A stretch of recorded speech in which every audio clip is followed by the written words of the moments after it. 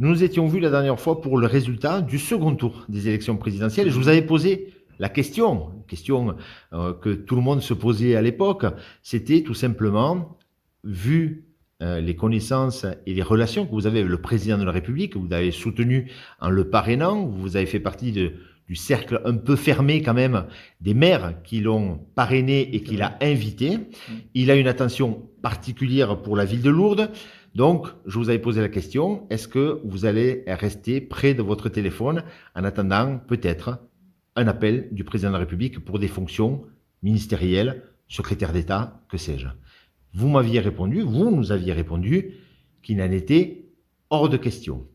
Vendredi dernier, le président de la République a choisi les Hautes-Pyrénées, à la fois pour une visite personnelle, mais également une visite de, aujourd'hui, président réélu, et vous l'avez rencontré. Vous avez sollicité un rendez-vous, vous l'avez rencontré. D'aucuns pourraient imaginer que vous êtes venu à la charge pour lui proposer ou lui demander quelque chose. Quelque chose pour vous ou quelque chose pour Lourdes? Merci tout d'abord de me permettre de mettre fin à des rumeurs qui courent depuis quelque temps. Non, je ne demande rien. Je n'ai rien demandé au gouvernement. On ne m'a rien proposé. Et à ce jour, je suis toujours concentré sur ce pourquoi j'ai réussi à faire venir le chef de l'État l'année dernière à Lourdes le 16 juillet 2021, c'est-à-dire la concrétisation par un plan Avenir Lourdes que tout le monde aujourd'hui connaît, un plan qui nous engage pour une dizaine d'années, 10 à 15 ans, un plan qui participe de la reconstruction et de la reconfiguration de la ville pour retrouver une santé économique dont on a vraiment besoin, tout le monde le sait. Donc effectivement, j'ai une relation, on peut dire assez privilégiée avec le chef de l'État. J'étais dans le collectif des maires qu'il avait soutenu. Il m'a invité à Paris pour l'inauguration de sa permanence. Je m'y suis rendu et je le redis, je remercie le chef de l'État de l'aide particulière qu'il nous apporte sur ce territoire au travers des actions de son gouvernement. Mais je le fais aussi pour remercier Carole Delga, la présidente de région, Michel Pellieu, le président du département, et Gérard Trémège, le président de l'agglomération Tarbes-Hautes-Pyrénées, puisque ce comité des financeurs et la ville de Lourdes, dont je suis le maire, c'est ce comité qui va aujourd'hui permettre de réaliser ce plan. Par exemple, le pont Peyramal, qui est en cours de projet en cours, il est cofinancé par ces 5 financeurs. Donc j'en reste moi à ce pourquoi le président est venu à Lourdes.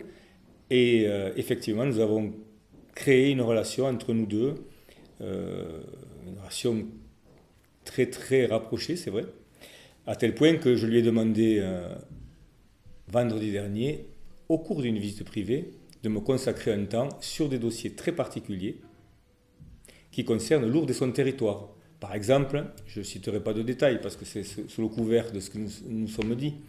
Il était accompagné d'ailleurs de son conseiller économique et de son conseiller politique. Donc il m'a accordé ce temps-là dans un moment privé. Donc ça prouve bien quand même que nous avons une relation. Il est très attentif, le président de la République, très attentif. Il est fortement attaché au bon déroulé des projets parce qu'il a un ancrage pyrénéen que tout le monde connaît, puisqu'il venait fleurir à la tombe de sa grand-mère lors du renouvellement de son mandat présidentiel. Il m'a accordé ce moment et nous avons pu échanger, par exemple, sur les projets engagés et les sommes engagées sur les projets. Je parle de l'hôpital, je parle de l'opération renouvellement urbain de l'OFIT et autres, sachant que le coût de la construction va augmenter à cause de la crise ukrainienne, on le sait, entre 10, 15 et 20%. Donc aujourd'hui, l'intérêt, par exemple, c'est de savoir si les sommes allouées sont plutôt des taux de participation que des sommes fixes, par exemple. Mais d'autres sujets ont été évoqués. Et il m'a consacré une trentaine de minutes avec son équipe. Je n'ai rien d'autre à dire de plus. Il ne s'agissait pas d'aller demander quoi que ce soit. Je n'aurais pas l'outrecuidance de demander au chef de l'État un poste ministériel ou de secrétaire d'État. Ça ne se passe pas comme ça. En général, quand on vous propose quelque chose, ça vient du haut. Et on ne demande pas. On ne vient pas faire l'aumône, demander quelque chose au président de la République. Et moi, je suis très satisfait surtout de l'aide qu'il nous apporte, mais au même titre aussi que les autres. La différence, c'est que le président de la République a initié le plan Avenir Lourdes. Et on a constitué avec le préfet et son équipe et tous les contributeurs qui ont participé lors de contributions à un plan qui doit nous permettre de voir cette ville évoluer définitivement dans ce nouveau siècle, dont je répète qu'il a commencé en 2020 à Lourdes, lors de cette fameuse crise Covid. Donc ce sera un siècle raccourci de 80 ans. Voilà. Donc certains qui pensaient vous voir partir sur les cieux parisiens, laisser votre place vacante et parler de mercato entre vos élus, est-ce que c'est quelque chose qui vous agace ou qui n'est pas très bien non plus pour le bien de Lourdes? Disons que ce sont des informations sans fondement, puisque je suis le maire de cette ville, et pour moi, il y a Lourdes et son territoire, puisque je m'inscris dans un territoire pyrénéen au sens large, jusqu'à l'Aragon, et tout ce qui peut être fait à l'intérieur de ce territoire me passionne, et je donne tout. C'est un travail sans relâche, à l'unisson, avec une équipe municipale qui est soudée. Et il ne s'agit pas là d'introduire des débats en faux qui n'existent pas. Je suis reconnu comme le maire, je pense, par la ville, puisque les citoyens m'ont élu, mais aussi par mon équipe municipale, et il n'y a pas de débat, il n'y a pas de dossier ni de débat. Alors, on peut dire que les visites, puisque des fois on peut dire que vous agitez, on entend ça des fois, ces agitations, elles ne sont pas à but personnel, mais à but pour le territoire et la ville de Lourdes. Les visites qui ont lieu sur notre territoire ont été quand même traduites par des faits. Des faits, des plans, de l'argent, enfin c'est surtout le financement, puisque nous sommes dans une ville qui connaît des difficultés financières que l'on connaissait quand nous sommes arrivés en responsabilité. Mais le crise Covid n'a pas permis d'intégrer la taxe séjour et les produits du domaine. La première année, c'était 4,5 millions de pertes, compensées par l'État pour moitié, mais la saison n'est pas repartie, donc nous sommes quasiment dans la même problématique. L'an dernier, c'était moins 80% de chiffre d'affaires pour les hébergeurs, mais la collectivité aussi en ressent les secousses. Et cette année, on va remonter en puissance doucement, mais le point zéro ne sera atteint qu'en 2025. Donc pendant ces années-là, c'est-à-dire tout un mandat, il y a des souffrances. Et quand il y a des souffrances, il faut trouver des idées particulières. Et donc, les aides que nous avons, les visites qui sont là, elles sont là pour faire constater aux décideurs dans quel état est cette ville et l'intérêt porté à cette ville très particulière, puisque c'est Lourdes est plus qu'une ville. C'est la ville fraternelle. J'en ai parlé avec le pape François, notamment de cette idée de traduire à l'international la ville du culte, mais de la spiritualité aussi, du discours interreligieux, de la médiation politique, et on doit pouvoir s'inscrire dans cette vision de la ville de demain.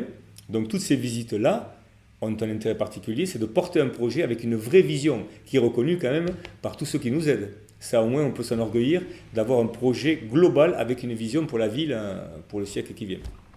Ma dernière question, Thierry Lavitte, un communiqué est sorti, le départ de Monseigneur Ribado Dumas, recteur du sanctuaire. Quand vous êtes arrivé élu, il était déjà là, vous avez travaillé avec lui, vous le voyez partir avec regret? Bien entendu, parce que Monseigneur Ribado Dumas a été mon partenaire en tant que recteur du sanctuaire, mais aussi du préfet. Parce que nous avons travaillé à trois dès la crise venue, et nous avions formé une équipe très efficace sur ce dossier particulier de la crise Covid qui s'appliquait à la ville de Lourdes, et notamment aussi au sanctuaire, qui est un porteur d'économie très importante. Et oui, c'est avec regret que je vois Monseigneur Ribado Dumas partir, mais puisque je sais où il va, je pense que c'est quand même si lui l'a dit, quitter Lourdes, c'est fort. Quitter après les 3 années, enfin 2 ans et demi, 3 ans qu'il aura passé ici, mais il part quand même pour une destination où il va trouver sa place, parce que pour moi, je pense que c'est quand même une promotion pour lui dans ce qu'il va aujourd'hui embrasser comme fonction, et je lui souhaite le meilleur.